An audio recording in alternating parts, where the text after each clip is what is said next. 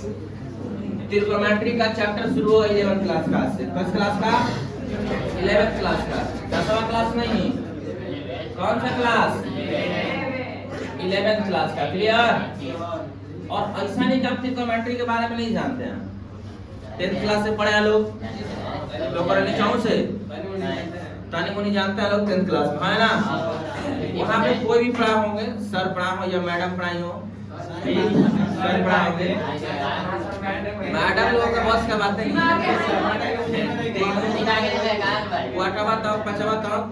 सिखा लेंगे लोग वहाँ पे। अच्छा ठीक है, सुनिए ध्यान से।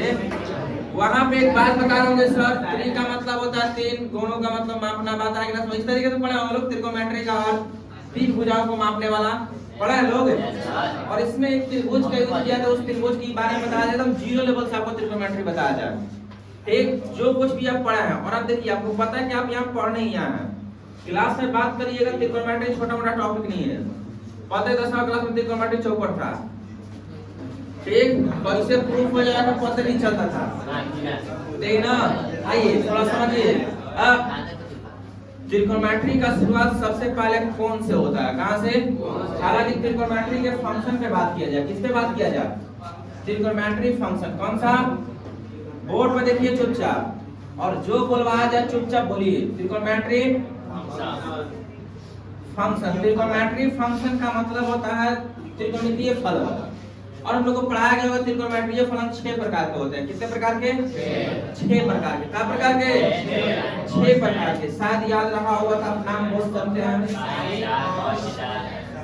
Sign theta, cos theta, tan theta, cot theta, sec theta और कॉस थीटा, है ना? है ना? बात को समझिए। सबसे पहले हमको तीन के बारे में जानकारी दिया होगा, साइन, कॉस और टैन दिया गया होगा। तीन के बारे में जानकारी, sign theta, cos theta, tan theta, इतना सब कुछ जानता है। ध्यान दीजिए, इस पे हमको क्या बात करना है। आपको पता नहीं है कि लाल बटा का होता है? होता है कि ना? बोलिए, होता है ना? लाल बटा में यह एक हो गया, यह एक हो गया, यह एक हो गया, है ना? यदि आप इस फार्मूले को देखिएगा तो आई वाला फार्मूला साइन थीटा का, लंब बटा में यह फार्मूला कॉस थीटा का, आधार बटा में, और यह फार्मूला किसका? लंब बटा में। आप नीचे से पढ़ लीजिए, आप नीचे से पढ़िए, नीचे से कॉट का आधार बटा में, और नीचे से पढ़िए सेक का, कैसे? कॉन बटा में, कॉस का पढ़ लीजिए, कॉट बटा में। ऊपर से पढ़िएगा तो साइन कॉस टैन का, नीचे से पढ़िएगा कॉट सेक कॉस का। आप एक सीरीज याद रखिए कि अब जब भी त्रिकोणमिति फंक्शन को पढ़ें तो पहले साइन पढ़िए, उसके बाद कॉस, उसके बाद टैन, उसके बाद कॉट, उसके बाद सेक, उसके बाद कॉस। कंप्लीट हुआ? एने ओने पढ़िएगा तब वो सही है, गलत थोड़ी बोल देंगे हम, ठीक? लेकिन अगर आपको फार्मूला दिमाग में डालना है, याद नहीं करना, क्या करना है? दिमाग में डालना है। इस सीरीज को समझिए, बेसिक क्लास में बताए होंगे। आज उस बेसिक क्लास का फायदा समझ में आएगा, जो संडे टू संडे हम पढ़ाते थे उसका फायदा क्या है। कंप्लीट हुआ? चलिए देखिए, बोलिए, ये त्रिकोणमिति फंक्शन हुआ। त्रिकोणमिति फंक्शन में लंब को ढूंढना, यानी परपेंडिकुलर जो होता है उसको ढूंढना बहुत आसान है। जिस कोण से पूछा जाए उस कोण के सामने वाला भुजा को हम लोग क्या कहते हैं? परपेंडिकुलर, लंब। ये समकोण त्रिभुज में फिक्स नहीं होता। त्रिकोणमिति एक राइट एंगल ट्रायंगल। कौन सा triangle? Right angle triangle. Clear? ओइसन व्यक्ति इसका का गोड़ हो? 3 गो। क्या गो? 3 गो। आ एगो गोड़वा समकोण हो। कैसा हो? समकोण। तो करो क्या बात है? Right angle triangle. यानी वैसा त्रिभुज जिसमें एक कोण का डिग्री का हो? 90 डिग्री का। 90 डिग्री का। क्या डिग्री का? 90 डिग्री। क्या डिग्री? 90 डिग्री। क्लियर हुआ? है ना? बोलिए। कोण का नाम दीजिएगा ABC। इसमें सबसे बड़ी बात देखना होता है, पता है क्या? कि समकोण कैसे चुने। समकोण बनाने वाली भुजा 3, 4 पे 5 होता है। हाँ, इसका दोगुना करिए, इसका दोगुना, इसका दोगुना, 2 का जाएगा 4 का दोगुना 16 कर रहा है। अब समकोण त्रिभुज के नियम का पालन कर रहा है ना? 6 का स्क्वायर 8 का 64 प्लस 36, 100 का स्क्वायर आ गया ना, 10 का स्क्वायर 100, आ जाइए। अब फिर एक बार 3 गुना करके देखिए, कितनी करना हो, 3 गुना 6, 3 गुना करेंगे तो क्या हो जाएगा 9 होगा। 4 का 3 गुना कितना होता है 12, ठीक। 5 का 3 गुना 9 का स्क्वायर, 12 का स्क्वायर तो देखिए 15 का स्क्वायर आ रहा है कि ना। आपको समकोण बनाने वाले भुजा चाहिए, एक भुजा को कम से कम चुन लीजिए आप कितनों समकोण निकाल सकेंगे। 2 गुना करेंगे तो भाई 3 गुना करेंगे तो भाई ये समकोण त्रिभुज के नियम का पालन करेगा। 4 गुना करेंगे तो 12, 4 चौका 16, 12 16 पा जाएगा जी 4 5 20, क्लियर। तो समकोण त्रिभुज के नियम का पालन करेगा। ये भी ढूंढना थोड़ा मुश्किल हो जाता है, कंप्लीट। ये थोड़ा तरीका दिमाग में रखिएगा, कंप्लीट। ठीक, कोई एक भुजा अगर हमको पता हो तो उसका 2 गुना 3 गुना करके समकोण बनाने वाली भुजा को हम ज्ञात कर सकते हैं, कंप्लीट। यह एक समकोण त्रिभुज है। हमको एक और समकोण त्रिभुज बनाना है। आपको एक चीज दिखाना है, परपेंडिकुलर। क्या चीज, परपेंडिकुलर, लंब कैसे होता है, क्या चीज। यह भी एक समकोण त्रिभुज है, ए बी सी। इसमें समकोण बनाने वाली भुजा क्या है, समकोण बनाने वाला कोण कौन था, बी। अब हम इसमें कोण सी से पूछे, किससे पूछे, इसके सामने वाला भुजा लंब होगा, क्या चीज। बाकी ए वो फिक्स होता है इसमें, कौन ए में है ये फिक्स है। अगर हम इस कोण से पूछते तो ये सामने वाली भुजा क्या होती है, लंब। क्या होती है, आप जब लंब और कोण मिल गया तो एक भुजा में बात चलेगा, उसको क्या कहिएगा, आधार है ना। कंप्लीट हुआ। हां, इसको बोलते हैं इंग्लिश में हाइपोटेनस, परपेंडिकुलर बेस, क्लियर। अगर इंग्लिश लेटर के अनुसार देखा जाए तो इसको ए से स्प्लिट करते हैं, इसको बी से स्प्लिट करते हैं और इसको बी से स्प्लिट करते हैं, कंप्लीट। आप भोजपुरी भाषा में देखा जाए तो लाल बटा में, कंप्लीट है ना। बुझा कुछ, इंग्लिश भाषा में देखिएगा तो क्या कहिएगा, सुनिए आप पढ़े होंगे, देखिए एकदम जीरो लेवल से सिखाया जा रहा है आपको, ठीक, समझिए। अगर आप इंग्लिश भाषा में लिखिएगा तो क्या लिखिएगा, लंब, ठीक, उसके बाद आधार, उसके बाद कर्ण, ये ना देखिए लाल बटा में पी बी पी, उसके बाद नीचे क्या लिखिएगा, एच एच बी, क्लियर, ठीक। अब इसको अंग्रेजी मीडियम में लाइए, पता नहीं कैसे पढ़ते तो पंडित बद्री प्रसाद हरी हरी या हरा हरा बोला, ठीक, समझिए ध्यान से। तो ये थोड़ा सा हम लोग का भोजपुरी भाषा, ठीक है, काका को क्यों नहीं चिंता हो, ठीक ना। इसको थोड़ा सा इंग्लिश में पढ़ते लोग, सुनिए आप पढ़िए पहले, पंखा का स्टार्ट किए लोग, अब क्या ठंडा लगने लगा, सेक देगा तो लगेगा चिल्लाने वहीं में, ठंडा पढ़िएगा। पंडित बद्री अरे अरे बोलिए हरी हरी बोल, बात है ना समझ, हरी किसका नाम होता है, भगवान का नाम होता है। पंडित जी लोग क्या बोलेंगे, भगवान का नाम ना, बात है ना समझ। अर्चना कुमारी को देख लीजिए, पूजा पाठ कर रही है सुबह सुबह, जय माता दी, ठीक, कंप्लीट, बेसिक कंप्लीट हुआ। लंब बटा कोण, आधार बटा कोण, ठीक, ये सब कंप्लीट है ना। और ये सबका उल्टा होता है, बैठा लीजिए, इस चीज को मिटाएंगे, इस चीज में कोई दिक्कत नहीं होना चाहिए, ये सब आपको बेसिक है। और आपको एकदम हम बोल के सुना देता, आपको पढ़ाया गया होगा sin थीटा बराबर लंब बटा में कर्ण, cos थीटा बराबर आधार बटा में कर्ण, ठीक, tan थीटा बराबर लंब बटा में कर्ण, cot थीटा बराबर आधार बटा में कर्ण, sec थीटा बराबर कर्ण बटा में आधार, cosec थीटा बराबर कर्ण बटा में कर्ण, कंप्लीट। अब इन सब चीजों का ग्राफ बहुत इंपॉर्टेंट होगा, यहाँ पे फंक्शन का क्लास नहीं जाना छोड़े होंगे तो समझिए ग्राफ ज्यादा बुझाएगा, ठीक।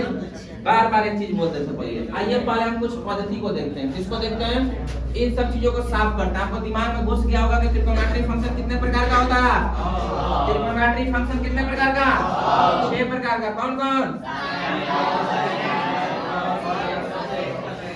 साइन कॉस, सुनिए तीन का भी पूरा आप नाम जानिए, साइन को हम पूरी भाषा में क्या लिखते हैं, अगर ये साइन थीटा लिखते हैं ना तो पूरा त्रिकोणमितीय लैंग्वेज में इसको क्या पढ़ते हैं हम लोग, S I A D, clear, sine, ठीक। कॉस को हम क्या पढ़ते हैं, कोसाइन, क्लियर, ठीक। टैन को क्या पढ़ते हैं, टैन थीटा को पढ़ते हैं हम लोग टैंजेंट, क्लियर, क्या पढ़ते हैं, टैंजेंट। हिंदी भी आपको याद होना चाहिए, इसको क्या पढ़ते हैं, ये फिजिक्स में आप पढ़े हम लोग, फिजिक्स में बार बार पूछता है और बताए भी होंगे, स्पर्शज्या, क्लियर, स्पर्शज्या। यही कारण है कि किसी वृत्त पर खींची गई स्पर्शरेखा दिशा को डिनोट करता है, और दिशा को डिनोट करने के लिए जो फंक्शन लेते हैं हम किसको लेते हैं, tan थीटा। फिजिक्स में पढ़ा हम लोग, याद आया होगा तो आप इसको तो हम लोग पढ़ाएंगे, ये स्नेल का नियम है, प्रकाश का अपवर्तन, और इसको ये दोनों को ही पढ़ा हम लोग, एक सदिश गुणनफल में, एक अदिश गुणनफल में पढ़ा हम लोग, है ना। वहां लैंग्वेज में लिखवाया गया होगा। चलिए आइए इस बात पे बात करते हैं। अब ये कंप्लीट हुआ। कोण क्या होता है? क्या चीज? कोण। और यही हेडिंग दिया गया है यहाँ पे। सबसे पहले आपको यही पढ़ना है एंगल। क्या चीज? एंगल। टेना कोण या कोण को मापने की पद्धति। क्लियर? तो आइए सबसे पहले इन सब चीजों को समझने से पहले आपको ब्रीथ के बारे में बात किया जाए। किसके बारे में? ब्रीथ। ब्रीथ पढ़े हम लोग 10th क्लास में, 9th क्लास में, 17 से पढ़ने के लिए मिलता होगा सर्कल, है ना? क्या चीज? ब्रीथ। पढ़े लोग? सवाल का जवाब दीजिए पहले, हाँ या ना? ब्रीथ पढ़े हैं नहीं? बोलिए पढ़े हैं? सब कोई पढ़े होंगे लोग, हाँ या ना? बोलिए पढ़े हैं लोग? आइए तानिया मुनि पढ़े हैं। ब्रीथ का क्षेत्रफल कितना होता है? ब्रीथ का क्षेत्रफल क्या होता है? ब्रीथ का क्षेत्रफल पाई आर स्क्वायर। कितना? पाई आर स्क्वायर। ब्रीथ की परिधि और ब्रीथ का क्षेत्रफल अर्धवृत्त का क्षेत्रफल, अर्धवृत्त का क्षेत्रफल 1/2 पाई आर। अर्धवृत्त की परिधि, अर्धवृत्त की परिधि पाई आर प्लस 2r। ये बात समझना आपको। आप ऐसे आंख मत के मत बोलिए। अगर हम थ्योरी प्रूव करते समय ये बात डायरेक्ट लिखे भी तो आप एक्सेप्ट कर लीजिएगा, हाँ होता है। ठीक, आपको जानकारी हो चाहे न हो। आइए कुछ बात समझते हैं। किसी भी वृत्त का जो परिधि होता है, क्या चीज? वृत्त की जो परिधि होती है, कौन से? पहले ये सब बेसिक बार बार बोलेंगे। छोटी छोटी बातों को समझना आपको त्रिकोणमिति क्लास में। और घर पे जाकर अगर वीडियो को लाइन से नहीं देखते हैं और तब तो उड़िया जाइएगा। आपको नोट करना है जो कुछ भी पढ़ा है, अगले दिन आपको कॉपी पे लिखा हुआ होना चाहिए। टेना 1 घंटा क्यों कंटिन्यू यहाँ पढ़ना है? ये सीरियस ही पढ़ना है आपको। ठीक, इसमें वैसे नहीं कि मजा वाली कोई बात है। नहीं पढ़िएगा उड़िया जाइएगा। यहाँ पे क्लास में रहिएगा तो ज्यादा बुझाएगा आपको। ठीक ना? देखिए ब्रीथ की परिधि, किसकी परिधि?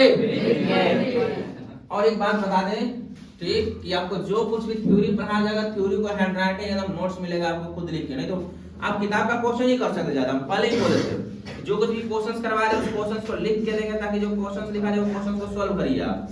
कंप्लीट हुआ? कल तक आपको मिल जाना चाहिए। ठीक, चलिए आइए देखिए। वृत्त की जो परिधि होती है, क्या चीज?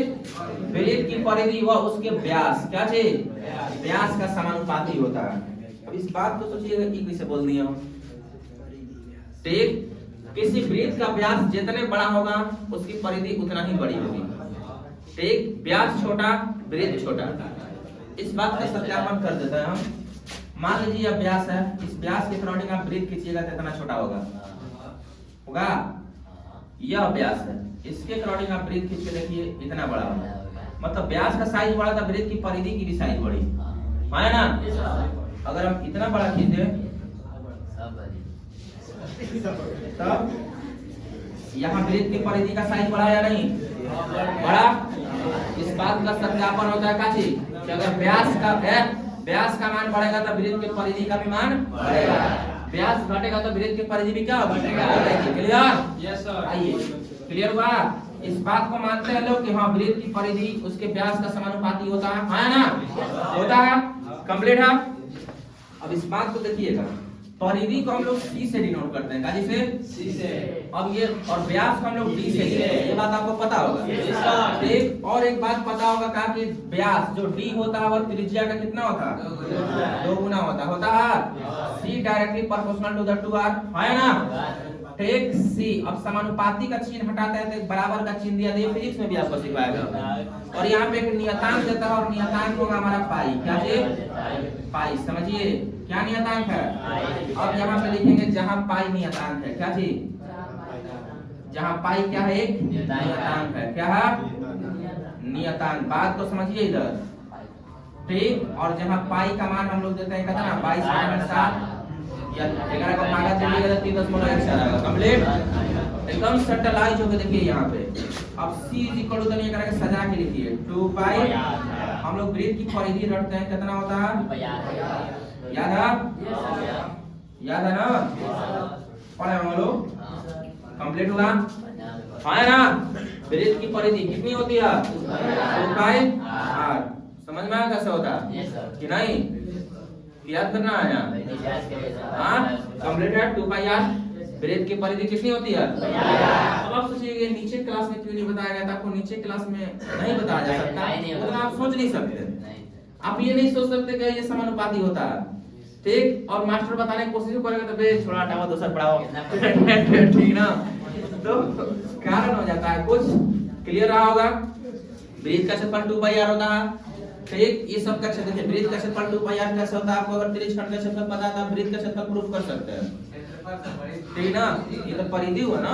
अच्छा वृत्त का क्षेत्रफल क्या होता है? पाई r स्क्वायर। यदि त्रिज्यखंड का क्षेत्रफल आपको पता है, हम उतना डिटेल नहीं जाएंगे क्योंकि हमको ट्रिग्नोमेट्री पढ़ना अभी, ठीक? त्रिज्यखंड का क्षेत्रफल आपको पता होना चाहिए, थीटा बटा में 60 पाई r स्क्वायर। एक वृत्त कब बनेगा? जब केंद्र पर 360 डिग्री का कोण बने, तो वहां पे थीटा के जगह पे 360 भरिएगा तो वहां पे केवल पाई r स्क्वायर बचेगा, जो कि आपके वृत्त का क्षेत्रफल होगा। कंप्लीट हुआ? ठीक? हमको यहाँ पे वृत्त की परिधि से मतलब है बस, ठीक? हम एक बार अर्धवृत्त की परिधि की बात करेंगे और एक बार एक वृत्त की परिधि के बारे में बात करेंगे, समझिए। अब यहाँ पर हम अर्धवृत्त लिखेंगे, काची हर चीज का आपको प्रूफ दिया जाएगा तबे जाके कोण पे बात करेंगे, क्योंकि त्रिकोणमिति है क्या?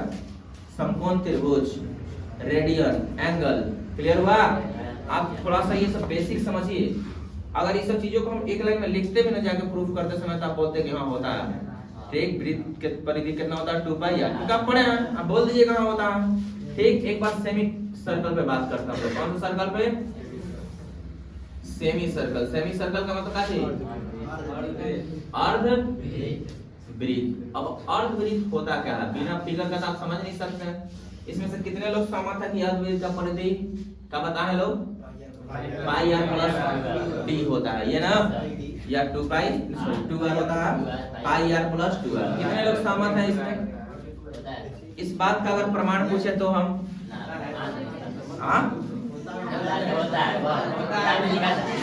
नहीं, मुझे तो सीखने आया लोग, यहाँ पे यही तो सीखने आया। बात आई समझ में? ठीक, आइए चलिए। वृत्त की परिधि किसकी परिधि? भाई हम वृत्त बनाया है, क्या बनाया है? वृत्त। ध्यान दीजिए, आज के बाद इसे भुलाइएगा नहीं, हवा में नहीं पढ़ना ही जा। टाइम लेंगे हम, पहले ही बोले थे त्रिकोणमिति। हम बोले थे त्रिकोणमिति आपका नवंबर अक्टूबर में शुरू हो जाएगा, आप ध्यान से पढ़िएगा, सबसे लंबा टॉपिक होगा, है ना? देखिए इधर यह वृत्त का केंद्र है, क्या? यह वृत्त का क्या केंद्र। क्लियर? हमको पता है वृत्त की परिधि कितना है? वृत्त की परिधि 2 पाई r। अगर हम आधा पूछे तो पाई r, ये ना? ये आधा का हुआ? आधा मतलब कितना? ये ना? आइए देखिए यहाँ चैनल पर आइए पहले।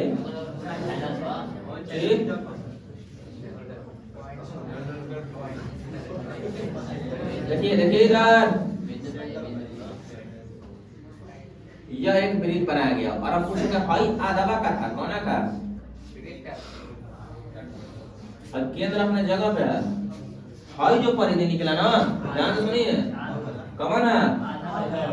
आधा। भाई हतना का बात दूसरा दिमाग में। अब 2r कहाँ गया? तेजा सही r हटाना, तेजा सही r दूसरा दिमाग में।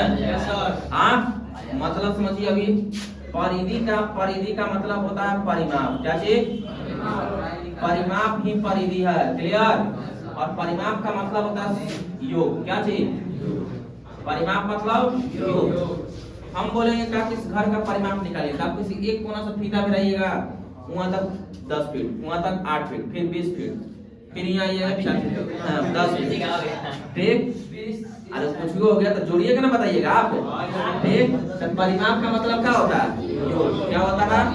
अब देखो भाई 10 फीट किसे हो गया, 20 फीट किसे हो गया, और कोना को नहीं है तो होगा नहीं। ठीक? एगो हाउस कोना बैठा लगा तो कोना को का वैसे डेढ़ बड़ू तो हो ही जाएगा, है कि ना? देखिए परिधि मतलब क्या होता है? योग। क्या होता है? योग। मापना है, किसी एक बिंदु को पकड़िए, आप कोई भी एक बिंदु को पकड़िए इस फिगर में, आप निकालना सीखिए तब जगह त्रिकोणमिति आएगा। किसी एक बिंदु को पकड़िए, हमारे पास बिंदु एगो हैजा है, एगो हैजा है, एगो हैजा है, किसको नापिएगा?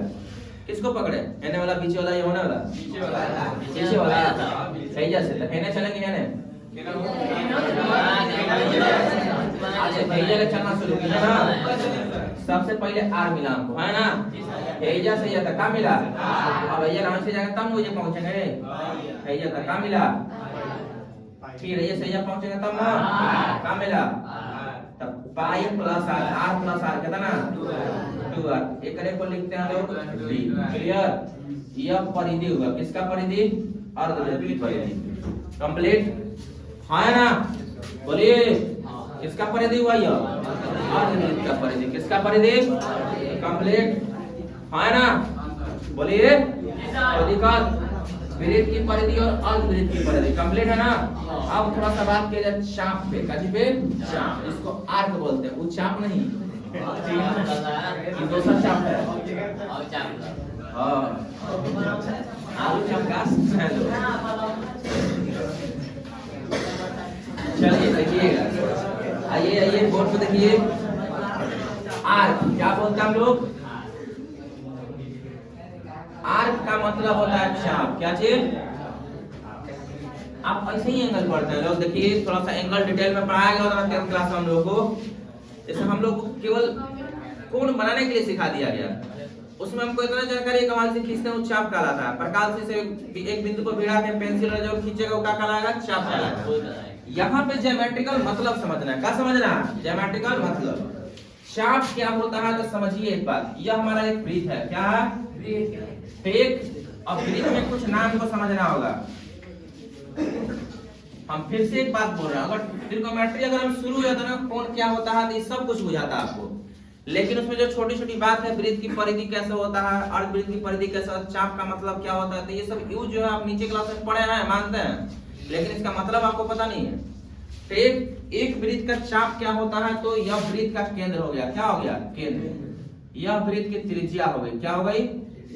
अब त्रिज्या जो परिधि पर बिंदु काटती है, इस बिंदु से परिधि पर चलिए। अब जितना दूर तक चलिएगा, मान लीजिए ए से लेकर हम बी तक चले और फिर यहाँ से मिला के देखिएगा तो यह क्या कहलाता है? चाप कहलाता है। फिजिक्स में पढ़े होंगे लोग।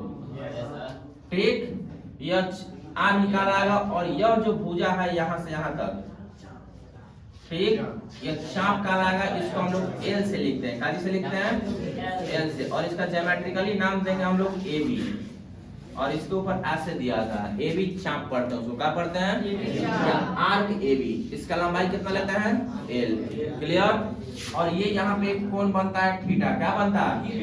थीटा बराबर सूत्र पढ़ाया गया होगा आपको, चाप की लंबाई बटा में त्रिज्या। क्या होता है? यहाँ पे इस बात को समझिए, थीटा बराबर क्या चीज? चाप की लंबाई बटा में क्या चीज? त्रिज्या। क्या चीज?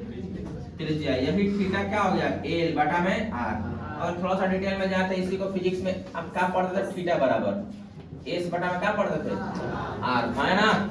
पढ़े हम लोग, एकदम पढ़े हम लोग। और यहाँ से ये सूत्र प्राप्त हुआ होगा एस बराबर थीटा इंटू फिजिक्स में। ठीक। ये चाप का मतलब समझ में आया है ना? मतलब समझिए अभी इधर, यह छोटा चाप का लगा। कैसा चाप? इसमें ए भी एक और चाप है, बड़ा चाप। ये नीचे वाला क्या कहलाएगा? दीर्घ चाप। ये ऊपर वाला क्या कहलाएगा? लघु चाप। समझ रहे लोग? है ना? ये नीचे वाला क्या कहलाएगा? ऊपर वाला। अब समझिए एक वृत्त का थ्योरम आप समझिएगा थोड़ा सा। हम बार बार याद दिलवाएंगे कि वृत्त के केंद्र पर जो कोण बनता है, परिधि पर के कोण का दोगुना होता है। याद होना चाहिए। याद है? अब सोचिएगा, देखिए कुछ लोग भूल गए हैं, 9th क्लास में ये पढ़ना था। ठीक। क्यों बता रहा हूँ? आइए सूत्र प्रूफ करते हैं त्रिकोणमिति का फिर से। ठीक ना? सारा दड़ा दड़ा सूत्र तो प्रूफ हो जाएगा, लेकिन देखिए बेसिक क्लास में भी जो पढ़ाया गया होगा था आपको, कोण नहीं पढ़ाया गया होगा। वहाँ पे हमको फिजिक्स में जो जरूरी था वो बेसिक क्लास में सीधे फार्मूला बताते। यहाँ पे सबसे शुरुआत करना आपको एंगल। क्या चाहिए? एंगल। तो कुछ थ्योरम को समझिए। चलिए शुरू से रिपीट करवाते हैं हम जो अभी तक पढ़ा चुके हैं। ठीक ना? वृत्त का परिधि कितना होता है? 2 पाई। वृत्त का परिधि 2 पाई। थ्योरम क्या कहता है कि वृत्त की परिधि उसके व्यास का क्या होता है? समानुपाती होता है। क्या होता है? वृत्त का व्यास उसके वृत्त की परिधि उसके व्यास का क्या होता है? क्या होता है? टाना टाना बोलिए ही जा, तब दिमाग खुलना चाहिए यहाँ पे। वृत्त का परिधि उसके व्यास का क्या होता है? समानुपाती होता है। और यही वो थ्योरम है जो हमारे पास एक सूत्र प्रूफ करके देता है, C बराबर 2 पाई r। C से किसको सूचित करते हैं? परिधि को। परिधि का मतलब क्या होता है? परिधि का मतलब परिमाप, परिमाप मतलब योग। क्या चाहिए? योग। तो हम लोग किसी भी चीज का परिमाप निकालना हो, त्रिभुज का परिमाप सभी भुजाओं का योग, आयत का परिमाप सभी भुजाओं का योग, वर्ग का परिमाप सभी भुजाओं का योग, बाधा समान में समानांतर चतुर्भुज का परिमाप सभी भुजाओं का योग। बस परिमाप का एक ही सूत्र होता है, सभी भुजाओं का योग। आपको लगता है कि आपको याद के कैसे बोल दिया हम? आपको आयत का परिमाप याद है? कितना होता है? 2 into l plus b, सभी भुजाओं का योग। चलिए यहाँ से b हैया ले l, हैया ले b, हैया ले, जोड़िए 2l plus 2b, 2 कॉमन निकाल लीजिए, l plus b, है ना? मतलब होता है परिमाप का मतलब समझ लीजिए। आपको आयत का परिमाप याद है? आयत का परिमाप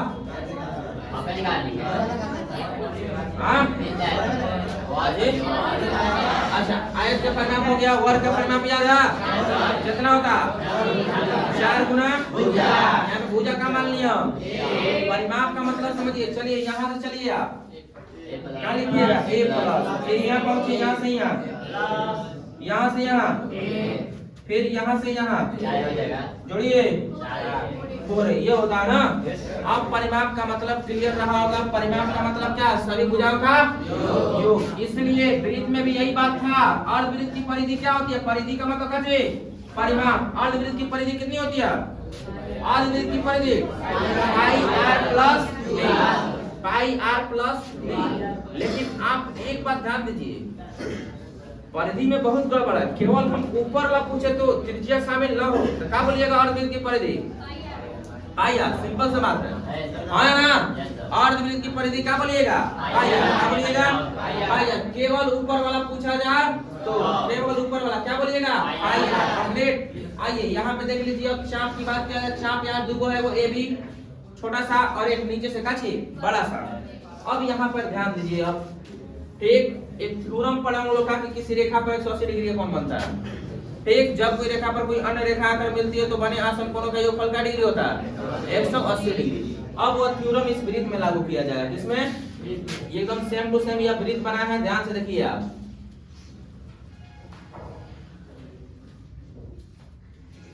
यह एक वृत्त है, फिर इसमें हम चाप काटेंगे। क्या काटेंगे? चाप। पहले हम इसका एक व्यास खींचते हैं। क्या खींचते हैं? यह क्या? इसका केंद्र। अब यह नाम दे दिया हम ए।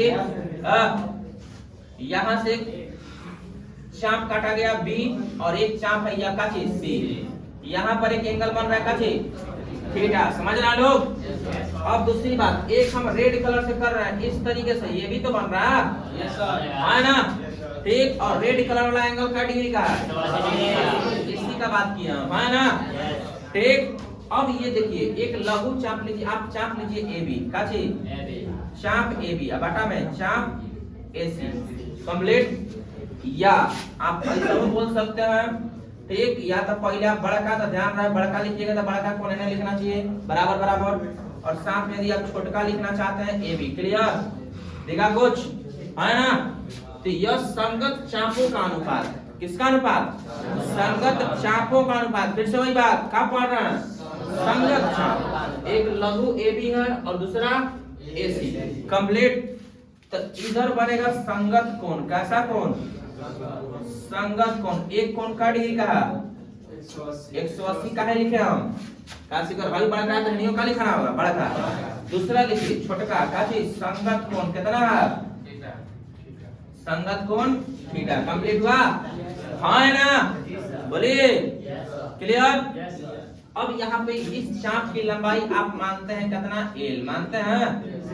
हाँ, यह आर हुआ, यह आर हुआ, समझिए ध्यान से। और इस चाप की लंबाई इस तरीके से काटा जाए कि यह कितना हो जाए? 1 इकाई। कितना इकाई? 1 इकाई। कितना? यदि चाप 1 इकाई होगा तो रेडियस उस कंडीशन में 1 इकाई। यह भी रेडियस कितना होगा? 1 इकाई।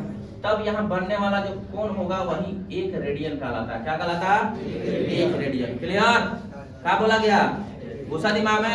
यदि त्रिज्या 1 इकाई काटा गया लघु चाप 1 इकाई हो तो केंद्र पर बनने वाला कोण क्या रेडियन कहलाता है?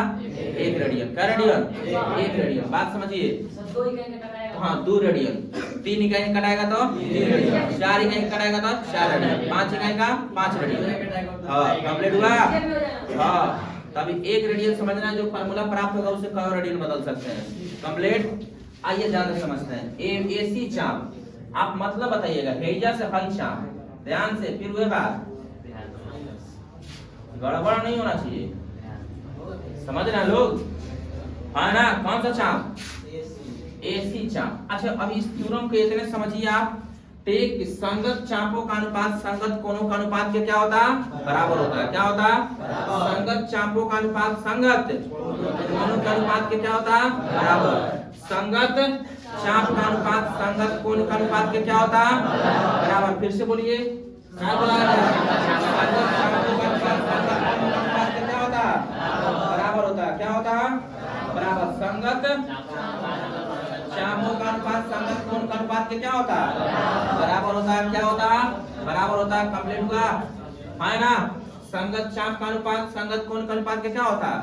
बराबर होता है। कंप्लीट है। हाँ, अब ये थ्योरम इतने पर रोका जाएगा, अब नेक्स्ट क्लास में आपको मिलेगा। कंप्लीट। तो अभी तक एक बार शुरू से आप रिपीट कर लीजिए। का त्रिकोणमिति में पढ़ा गया? त्रिकोणमिति के कितने फंक्शन होता है? साइन, कॉस, टैन, कॉट, सेक, कोसेक। क्लियर? उसके बाद बताया गया का आपको लाल बटा का फार्मूला याद होना चाहिए, आप सेम क्लास में पढ़े हैं। सबसे बड़ी बात यहाँ पे इस क्लास में आपको फोकस करवाया गया ब्रीथ के बात, ब्रीथ के लिए कुछ महत्वपूर्ण बातें, जैसे ब्रीथ की परिधि के बारे में किस तरीके से होता है, अर्धवृत्त की परिधि किस तरीके से होता है ना?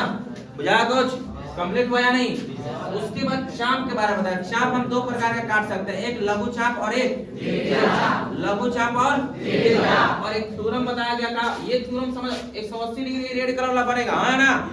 किसी भी रेखा पर का डिग्री कौन बनता है? 180 डिग्री पर का डिग्री 180 डिग्री का कौन बनता है? कंप्लीट हुआ। अब यहाँ पे एक थ्योरम बताया क्या कि संगत चाप का अनुपात संगत कोण का अनुपात के बराबर होता है। कंप्लीट है ना? एक चाप को हम लोग ए बी आर्क लिखते हैं। क्लियर? ये आर्क पढ़ते हैं, इसको क्या पढ़ते हैं? यहाँ हिंदी में क्या पढ़िएगा? ए बी चाप। और थीटा बराबर फॉर्मूला होता है क्या चीज? चाप की लंबाई बराबर। इसी कंडीशन में आप समझ सकते हैं, अगर ये थ्योरम यहाँ पे लगाया जाए ना, ये सूत्र लगा दें, थीटा इज इक्वल टू क्या चीज? L by r. देखिए तो theta is equal to L का मान 1 हो जाए तो ये क्या मिलेगा? 1 बटा में आर। जब नेक्स्ट क्लास में थ्योरम समझाया जाएगा कंप्लीट हुआ। और थीटा आर का मान भी 1 नहीं रखना, बस अभी एल का मान रखें। ठीक, तो आर का मान 1 रखेंगे तो वही तो बोला गया, आर का भी मान कितना रखिएगा? 1। ठीक, तो ये कितना मिलेगा? 1 रेडियन। नहीं बताया गया कि तब यहाँ आर का मान 1, एल का मान 1, तो यहाँ बनने वाला कोण कितना हो जाएगा? 1। थ्योरम के अनुसार, है ना? मिला 1, तो इसीलिए यहाँ पे 1 दिखाया गया। कंप्लीट। इतनी सारी बातें कंप्लीट हुआ, है ना? अब मिलेगा आपको कोण कितने प्रकार का होता है। ठीक, कोणों को लिखने की पद्धति कितने प्रकार की होती है। कंप्लीट। चलिए।